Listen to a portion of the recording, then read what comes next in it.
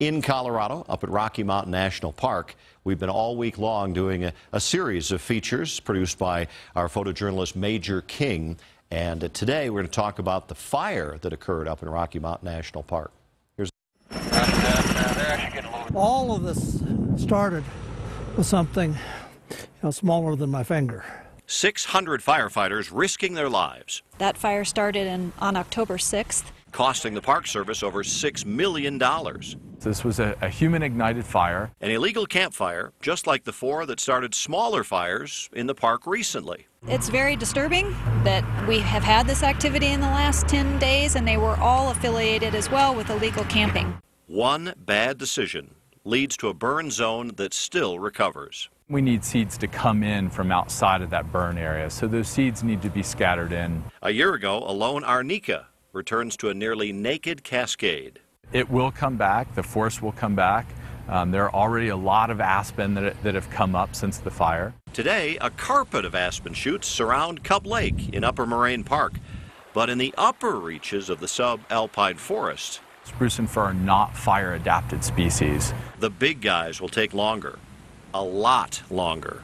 If we really value those very old, ancient feeling forests, well, it's going to be about 500, 600, 700 years before we get back to something like what we had before the fire.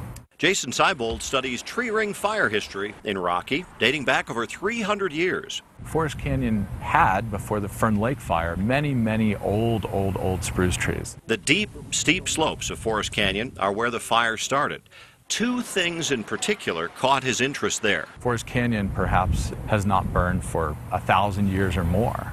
It's in an area where we have no record of fire occurring, and it's occurring in the fall in this very wet, high elevation location. So it's kind of indicative of where we're going, where we see the climate of Colorado going. He says it will be centuries of seed dispersal before this slice of the Rocky ecosystem returns. But that doesn't mean that it's a devastated landscape or that there's something bad about that. It provides diversity.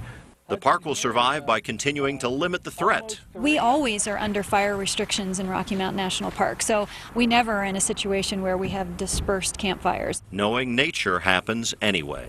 So it's actually making our landscape more resilient and more resistant to all the changes that we're seeing going on. So these fires are really quite a good thing.